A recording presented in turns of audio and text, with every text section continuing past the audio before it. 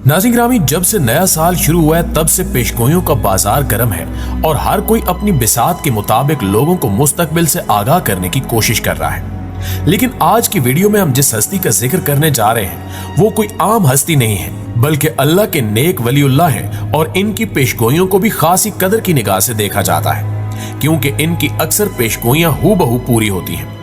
हम आज की वीडियो में नेमतुल्लाह शाह वली की पेशगोइयों का जिक्र करेंगे और मजीद ये भी बताएंगे कि इन्होंने 2023 में पाकिस्तान के लिए कौन सी पुरस्कार पेशगोइयां कर रखी हैं। मुअज़्ज़िज़ दोस्तों, आपका पूरा इस्म ग्रामी सैयद नूरुद्दीन नेमतुल्लाह है और आप पांचवें इमाम सैयदना हजरत बाकर और इस वास्ते से हजरत अली अल मुर्तजा इब्ने अबी तालिब की औलाद है। आपने इब्तिदाई तालीम अपने वालिद ग्रामी से हासिल की और हसूल इल्म के लिए इराक तशरीफ ले गए और फिर वहीं आपका बचपन और जवानी गुजरी। 24 साल की उम्र में आप मक्का तशरीफ ले गए, जहां आपने मशहूर सूफी बुजुर्ग शेख अब्दुल्ला इफाई के हाथ पर रूहानी बैत की और 7 बरस तक वहीं इनकी खिदमत में कयाम किया। शाह नेमतुल्लाह वली ने अपने इल्म कशफ से फारसी शेरों पर मुश्तमिल शाहरुख मिर्जा की औलाद और मुगलिया खानदान के आने वाले दौर और हुक्मरानों के बारे में अपने मखसूस असलूब में पेशगोइयां की और तोहफा तन शाहरुख मिर्जा को अता की, जो कि जमाने के गुजरने के साथ साथ बिल्कुल सही साबित भी हुई। प्यारे साथियों, आपकी पाकिस्तान से मुतल्लिक पहली पेशगोई यह है कि बहुत जल्द पाकिस्तान के मुसलमानों पर अल्लाह ताला का फजल जाहिर होगा और इनके हाथ काम चलाने वाले आदमी आ जाएंगे। अगर मौजूदा दौर का जायजा लिया जाए तो पाकिस्तान में कोई ऐसी गैर मामूली शख्सियत या दयानतदार सियासतदान पैदा नहीं हुआ जिसे खिराज तहसीन पेश किया जा सके। मज़कूरा शेर के मुताबिक कौम के हाथ में हकीकतन अगर कोई काम चलाने वाला आदमी आया है तो वो सिर्फ डॉक्टर अब्दुल कदीर खान ही है, जिन्हें तमाम कौम अपना हीरो मानने पर मुत्तफिक है। किसी ने बजा कहा है कि अगर कायदे आजम ने पाकिस्तान बनाया तो डॉक्टर अब्दुल कदीर खान ने पाकिस्तान बचाया। आज अगर दुश्मन हम पर हमले की जुर्रत नहीं कर रहा तो इसकी वाहिद वजह सिर्फ डॉक्टर अब्दुल कदीर खान का बनाया हुआ एटम बम है, जिससे पाकिस्तान दुनिया के 192 ममालिक में 7वीं एटमी ताकत के तौर पर उभर आया है। इस पेशगोई को कुछ लोग इमरान खान से भी जोड़ते हैं और कहते हुए नजर आते हैं कि 2023 में इमरान खान दोबारा वजीर आजम बन जाएंगे और फिर पूरे पाकिस्तान के निजाम को दुरुस्त कर देंगे, जैसा कि पेशगोई में जिक्र किया गया है। इसी तरह आपकी एक पेशगोई का तर्जमा यह भी है कि एक वक्त ऐसा आएगा जब कुफार मुसलमानों को बताएंगे कि तुम्हारा दीन क्या है और ये काफिर मुसलमानों को हज और नमाज से रोकेंगे। अगर आज गौर किया जाए तो पूरा कुफार और यहूदी ताकतें इस्लाम की तशरीह करने में मसरूफ हैं। यहां तक कि लिबरल, सेकुलर और लादीनी नुक्ते नजर से कुरान और सुन्नत की तफसीरें की जा रही हैं और मुसलमानों को यह बताया जा रहा है कि जिहाद का रास्ता तर्क करके अमन की आशा इख्तियार की जाए,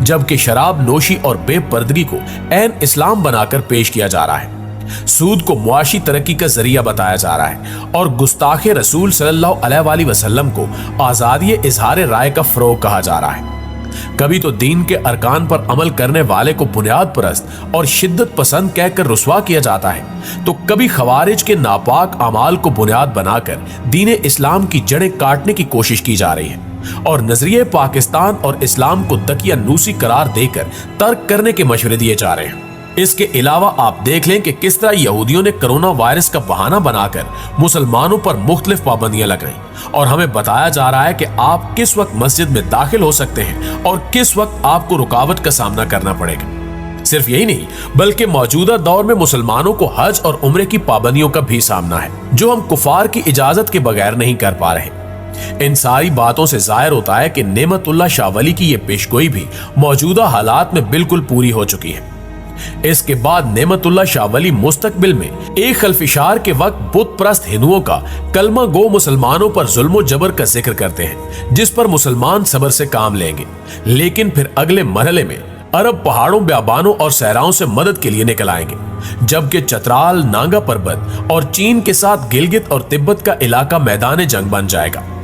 अब हजरत नेमतुल्लाह शाह वली अपनी पुरस्कार पेशगोई में निहायत सख्त और संगीन और खूनी मंजर पेश करते हुए बताते हैं कि इस दौरान दरियाए अटक यानी दरियाए सिंध कुफार के खून से 3 मरतबा भर कर जारी होगा। यहाँ सवाल ये पैदा होता है कि क्या इसका मतलब ये हो सकता है कि हिंदुस्तानी फौज पाकिस्तानी सरहद क्रॉस करके आजाद कश्मीर की तरफ पेशकदमी करेगी या कराकुम की शाहराह काट कर ताकि चीन की तरफ से पाकिस्तान को मदद न पहुंच सके। یہ سوال ذہن میں اس لیے ابھرتا ہے کہ کفار کی فوج دریائے اٹک تک پہنچے گی تو تبھی کفار کے خون سے دریائے اٹک 3 مرتبہ بھر کر جاری ہوگا۔ اس کے علاوہ نعمت اللہ شاہ ولی اپنی ایک اور پیشگوئی میں فرماتے ہیں کہ تم یہ دیکھو گے کہ جب دنیا میں ہر طرف جنگ ہوگی تو اس وقت دنیا پر ہر حوالے سے عیسائیوں کی حکومت ہوگی اور وہ ہر مکاری اور بہانے سے مسلمانوں کو تباہ و برباد کرنے کے طریقے تلاش کریں گے۔ عیسائی شدت پسند ہر طرف سے حملہ آور ہوں گے اور مسلمانوں کے ملکوں پر ہیلے بہانوں سے قبضہ کرنا شروع کر دیں گے۔ دنیا سے خیر ختم ہو جائے گی اور دنیا میں ایک نظام تشکیل پائے گا جو سازش اور دھوکے پر مبنی ہوگا۔ اگر اس پیشگوئی پر غور کیا جائے تو یہ واضح ہو جاتا ہے کہ آپ کا اشارہ نیو ورلڈ آرڈر کی جانب تھا جو کہ آج کل نافذ ہو چکا ہے۔ ظاہری طور پر یہ نظام دنیا کی اقتصادی صورتحال سے تعلق رکھتا ہے، لیکن اس نظام کو ایک ضابطہ حیات کے طور پر مسلط کیا گیا، جبکہ اخلاقیات اور دینی اعتبار سے اس کے راستے میں واحد رکاوٹ چونکہ اسلام تھا، چنانچہ اسلام کی ان تعلیمات کو یکسر تبدیل کرنے پر زور دیا گیا جو اس نئے مذہب کے راستے میں رکاوٹ بن سکتی تھی، جس کی خاطر لوگوں کا طرز زندگی مکمل طور پر اس نئے مذہب کے سانچے میں ڈھالنا عالمی اداروں کا ہدف تھا۔ لہٰذا آپ دیکھ سکتے ہیں کہ معاشرے کے نظام کو تبدیل کرنے کے لیے ہر شعبے میں محنت کی گئی ہے۔ لوگوں کا پہناوا، کھانے پینے کے اوقات، سونا جاگنا، طرز رہائش، انسان کی ذاتی زندگی، تعلقات کی بنیاد اور کاروبار کے طور طریقے، ان تمام باتوں میں لوگوں کو کھینچ کر اس نئے مذہب میں داخل کیا گیا۔ اس نئے مذہب کا واضح خاکہ ڈاکٹر جان کولمن نے اپنی کتاب نیسپیریٹر ہائرار میں کھینچا ہے، جس میں وہ لکھتا ہے کہ ایک عالمی حکومت اور ایسا نظام جس کو ایک عالمی حکومت کنٹرول کر رہی ہوگی وہ مستقل غیر منتخب موروثی چند افراد کی حکومت کے تحت ہوگا، جس کے امکان قرون وسطیٰ کے سرداری نظام کی شکل میں اپنی محدود تعداد میں خود منتخب کریں گے۔ اس ایک عالمی وجود میں آبادی محدود ہوگی اور فی خاندان بچوں کی تعداد پر پابندی ہوگی۔ وہاں جنگوں اور قید کے ذریعے آبادی کو کنٹرول کیا جائے گا، یہاں تک کہ صرف 1 ارب نفوس رہ جائیں گے جو حکمران طبقے کے لیے کارآمد ہوں گے اور ان علاقوں میں ہوں گے جن کا سختی اور وضاحت کے ساتھ تعین کیا جائے گا، اور وہاں وہ دنیا کی مجموعی آبادی کی حیثیت سے رہیں گے،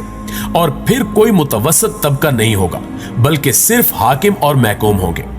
اس کے علاوہ ڈاکٹر جان لکھتا ہے کہ اس نظام میں تمام قوانین دنیا کی سچی عدالتوں میں ایک جیسے ہوں گے، جن پر عمل درآمد ایک عالمی حکومت کی پولیس اور متحدہ عالمی فوج کے ذریعے تمام سابقہ ممالک میں ہوگا،